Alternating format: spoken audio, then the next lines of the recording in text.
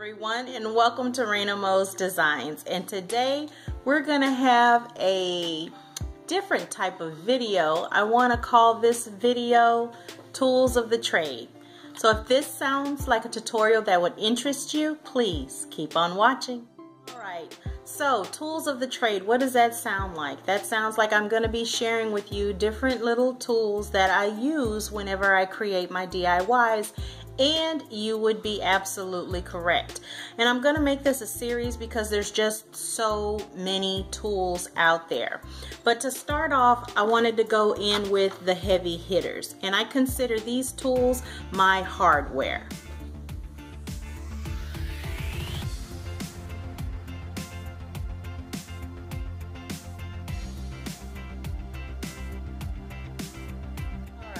So our Tools of the Trade series, I said I would start with the hardware, and that's because I think for the most part, most of these things everyone has in their home. I'm going to start from the left and work to the right. The first tool is a box cutter, a blade, an X-Acto knife. These tools are invaluable because it helps you obviously open things, but it also helps you cut specific shapes, especially when you're working with things like foam board or styrofoam in general. You can use your blade to do that and get the exact cuts that you need without having to pull out a pair of scissors.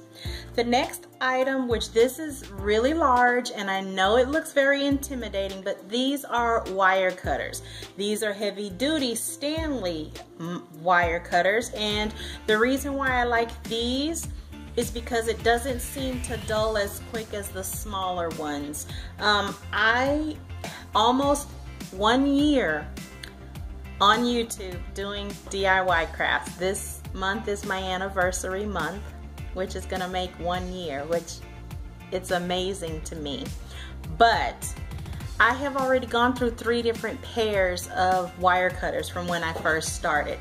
So this is my 3rd pair, and it's still just as sharp as the first day I used it. So I'm really enjoying these, and I don't know if it's because it's Stanley or because it's heavy duty, but I really enjoyed these wire cutters so far. So we're gonna see how long they last.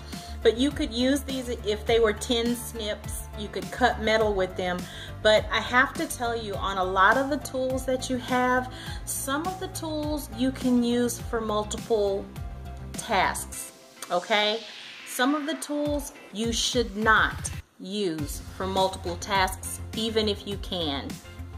I know I've seen here lately where a couple of ladies on the DIY different channels have been using, they're really pruning shears for your flowers, your real flowers, and they've been using it to cut wire and ribbon and all these different things, which you can do, but it's not meant for that. You should have specific tools for specific jobs. And with wire cutters, I would suggest that you only use your wire cutters to cut wire, to cut through those artificial floral stems, because that's a tool that you're going to be using over and over again, unless you don't mind buying it over and over again. And I don't want to have to rebuy a lot of the same tools, especially at the cost that some of these tools cost. Now, good old-fashioned hammer. And you guys are probably thinking, Raina, I don't think I've ever seen you use a hammer. You may not have seen me use a hammer, but I have had to use a hammer before on a DIY project.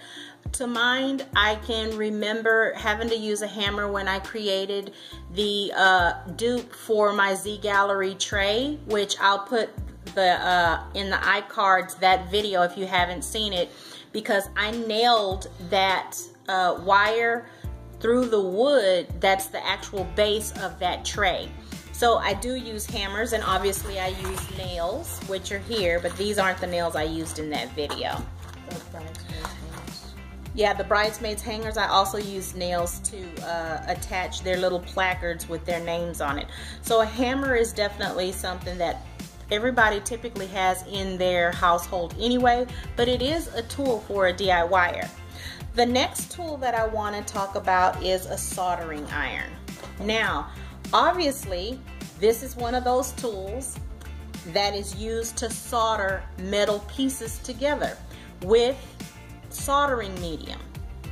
And that comes in the form of a wire. It also comes in the form of a paste, and I believe it also comes in the form of a gel. Now, I have not yet showed you, ladies and gentlemen, how to solder. That might be something that we get into a little later on, but this is what I use whenever I'm working with acrylic and I need to make holes.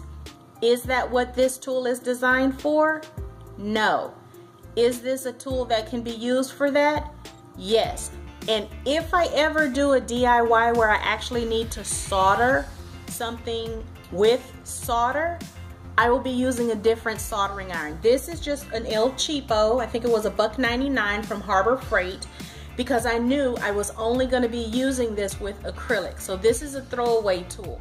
So knowing that, I don't mind spending $1.99 specifically to use this tool in a way that it wasn't designed to be used, but it works perfectly and I love it. The next tool is a heat gun, and I feel that every woman who crafts, men who crafts, children who crafts should have a heat gun because they come in so handy, especially if you work with any of the new types of plastics that have all of the crystals on them. And you guys saw me use it, I believe, on my on the wood signs, as well as I used it on my DIY card box, which I'll link that in the cards up above. So this is an invaluable tool because it can help you seal things, and it can also help you dry your paints if you're looking to dry that in a hurry. Just be sure that you don't have the gun right on it because you don't want it to catch fire. But if you can use it probably about a foot distance from what it is that you're trying to dry, and this will help dry it. The next tool is a lighter. If you're working in an event hall, doing a banquet, a wedding, or whatever, you always need to be prepared with multiples of these because you'll be using it to light candles. In some instances, you may have to use it to burn the edge of a ribbon that happens to be fraying. So these come in real handy, but remember, it's a fuel source and a flame source, so you want to be cautious on how you store and carry this. The next item is a styro cutter, and what this is used for is to cut styrofoam. And it cuts styrofoam because, like the soldering iron, this blade heats up extremely high and it melts through like butter your styrofoam. This you can use for sculpting out a design or for merely halving your styrofoam. So this is a tool that I definitely recommend you have. However, if you do not want to smell the fumes of cutting styrofoam, they do have plastic styrofoam cutters. It's gonna take some muscle, but you can use simple plastic tools like this as is demonstrated. You can use it as a saw to cut through styrofoam balls, styrofoam platforms, whatever you have.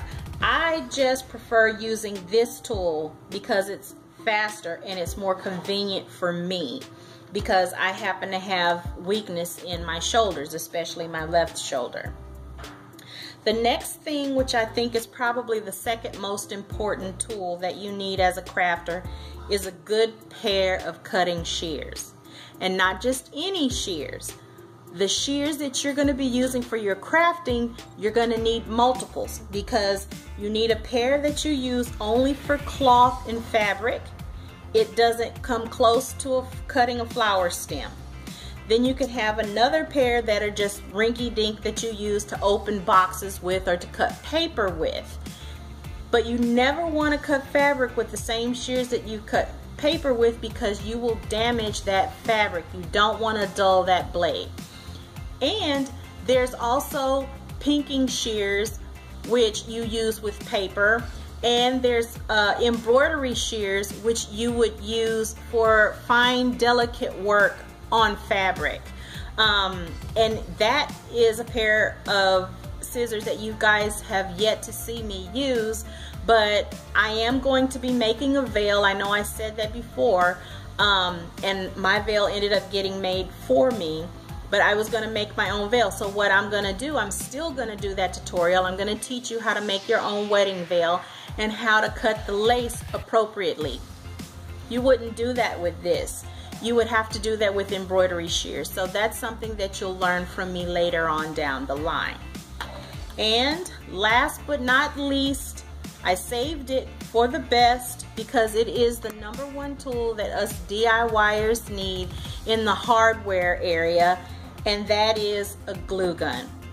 Doesn't matter if you have a glue gun that's large or small, everyone should have a glue gun. Now, with glue guns, you have low temperature and you have high temperature. Obviously, this one is a high temperature. It's a professional glue gun, and I use professional glue sticks, as you can see right here.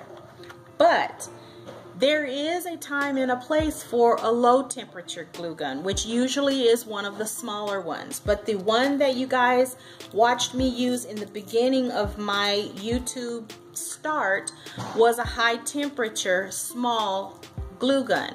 And I still use that on occasion, not on camera, because it's a good glue gun. But you should have two. You should have a high and you should have a low. Remember which one is high and which one is low, because sometimes they're marked and sometimes they're not marked. Like this one, this is my handy dandy first glue gun ever that I have beat up and used, but I still use it.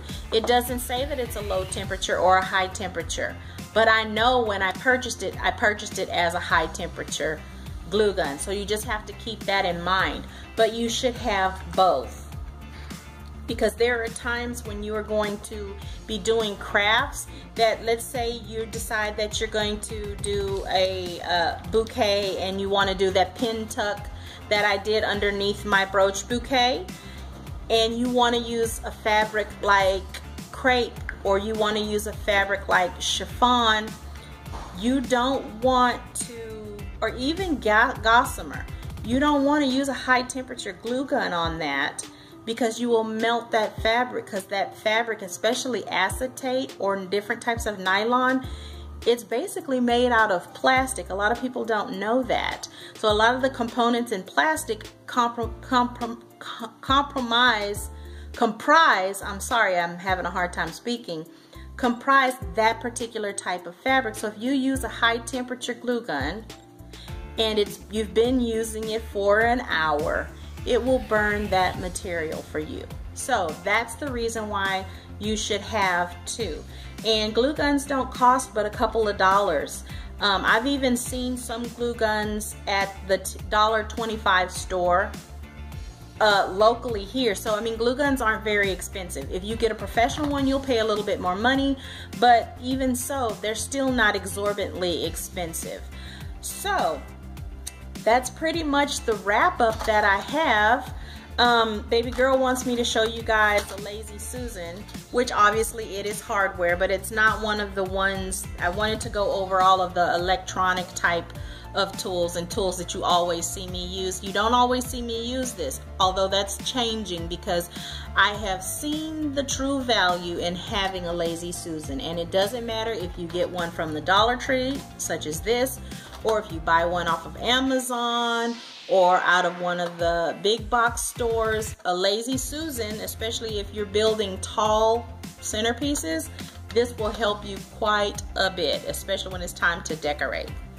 So I hope me sharing these tools with you has helped you. I hope that it has informed you, and I hope that you look at it as, okay, I am doing these crafts and I don't particularly have this tool, but I need it, and since it doesn't cost much money, let me go ahead and get that.